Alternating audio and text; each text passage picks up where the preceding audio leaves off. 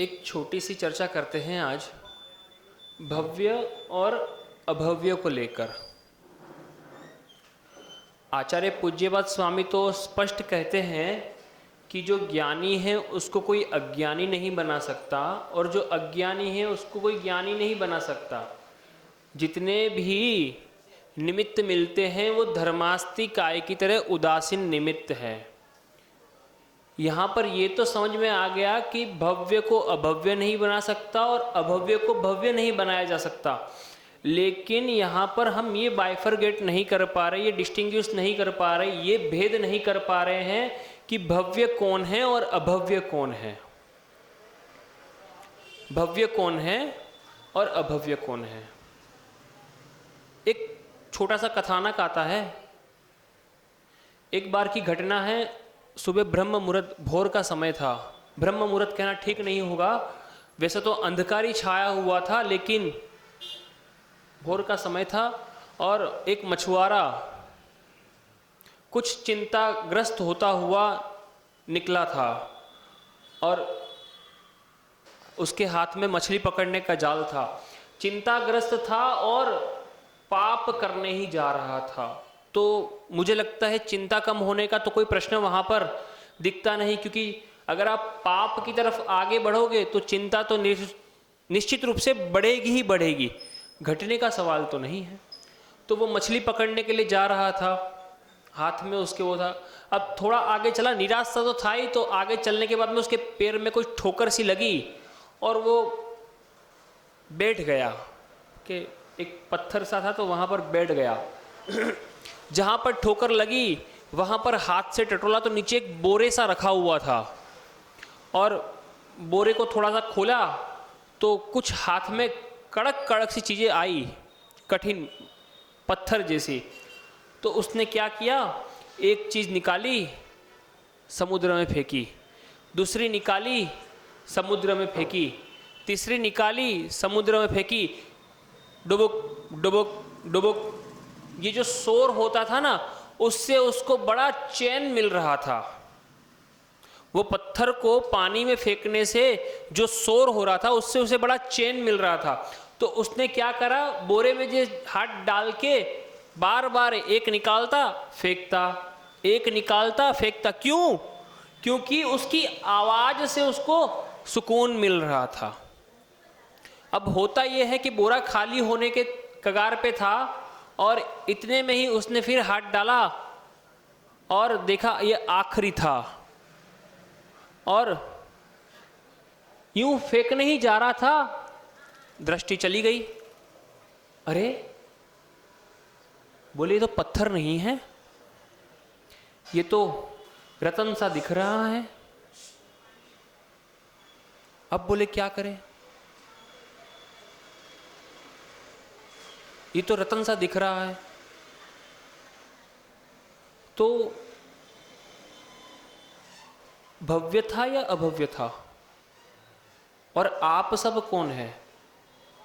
10 दिन बुड़ुक बुड़ुक बुड़ुक, आप सब कौन है? उस मछुआरे से पढ़ के हैं क्या? इंतजार कर रहे थे 10 दिन बीत जाए। 10 दिन नहीं, चतुर्मास बीत जाएगा, साल बीत जाएगा, उम्र बीत जाएगी। बुड़ुक बुड़ुक बुड़ुक, और वो आवाज आपको क्या करेगा? हर साल जिस दिन पैदा हुए थे उस दिन उत्सव मनाएंगे। हर साल शादी हुई थी उस दिन उत्सव मनाएंगे। क्या कर रहे हैं? बुड़ुक बुड़ुक बुड़ुक, आवाज आ रही है। ये आपके जो उम्र रूपी जो रत्न है ना, उसको आप किसमें फेंक रहे हैं? संसार रूपी समुद्र के अंदर बिना देखे फेंके जा रहे हैं। और जब अंतिम रत्न बचता है ना, जब अंतिम रत्न बचता है ना, तब आप क्या करते हैं? अरे अब तो ये आखिरी बचा, आप क्या करेंगे? क्या आपके मन में किसी त्यागी व्रती को देखकर, त्यागी व्रती नहीं कहकर मुनिराज को देखकर भाव होते हैं कि हम भी संयम धारण कर कर चले?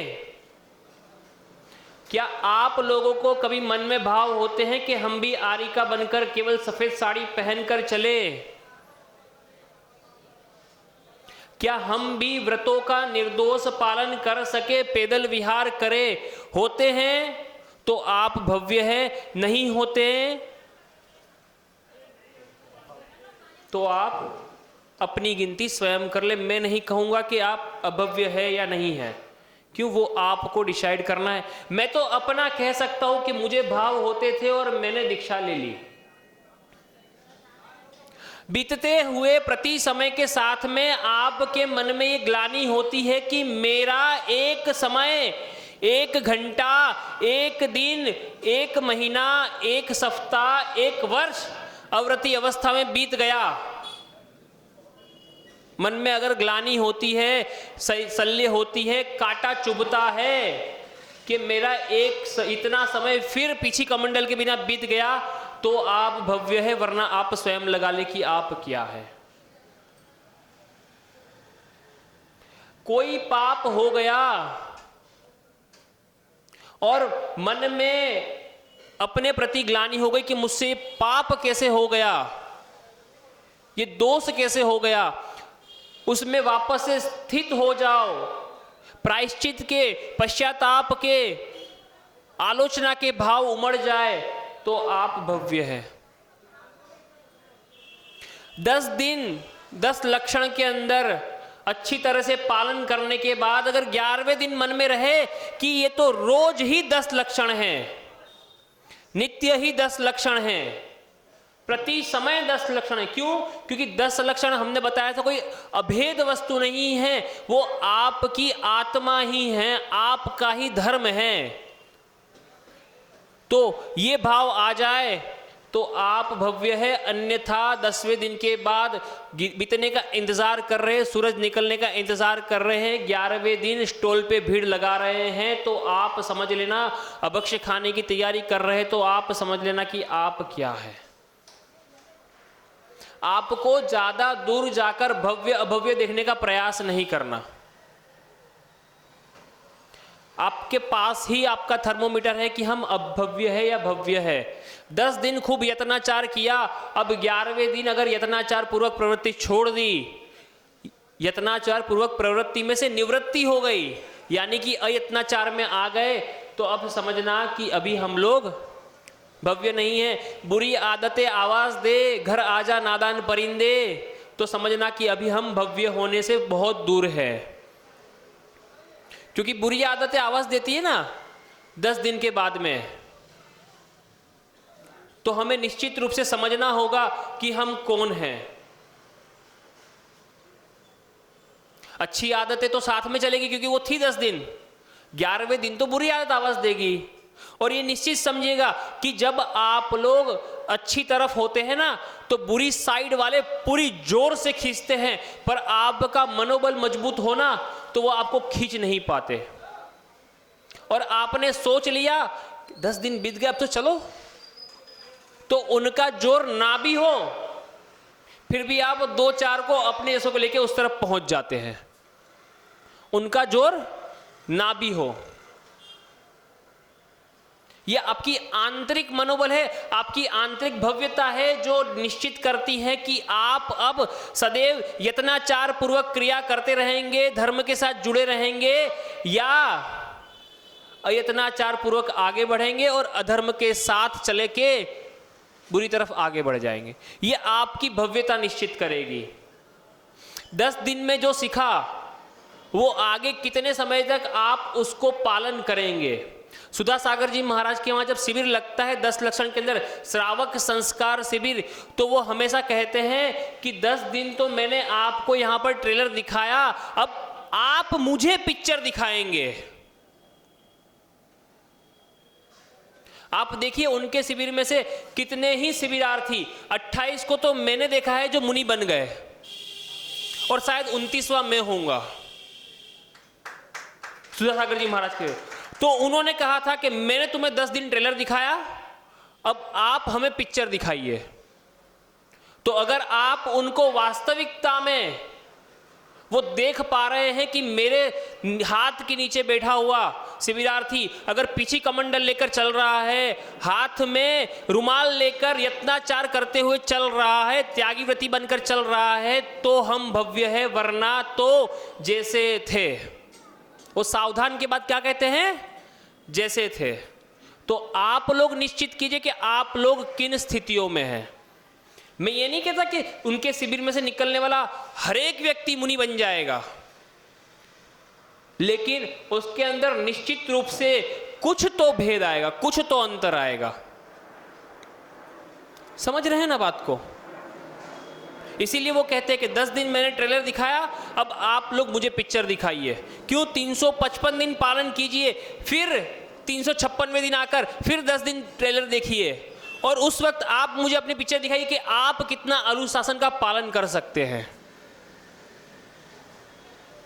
अभी जब सुधासागर जी महाराज से मिले थे तो मैंने नमोस्तु करा, मैंने कहा महाराज जी मैं आपका शिविरार्थी रहा। महाराज जी बहुत खुश हुए,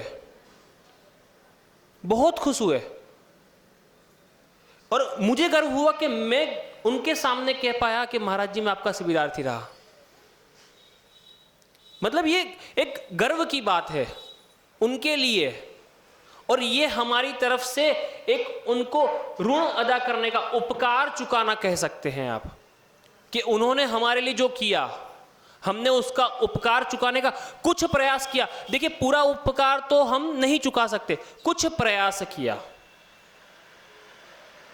और अगर हम उपकार चुकाने की तरफ आगे हैं तो हम भव्य है, वरना आप स्वयं समझिएगा कि आप किस श्रेणी में हैं। अरहंत भगवान का उपकार अगर हम चुका रहे हैं, सिद्ध भगवान का उपकार चुका रहे हैं, जिनवाणी का चुका रहे हैं, गुरुओं का चुका रहे हैं, तो हम भव्य की श्रेणी में हैं। अन्यथा हमारी जो गति है वो कल भूमि वाली गति कब हो जाएगी हमें पता नहीं चलेगा, निश्चित रूप से आप मानिएगा।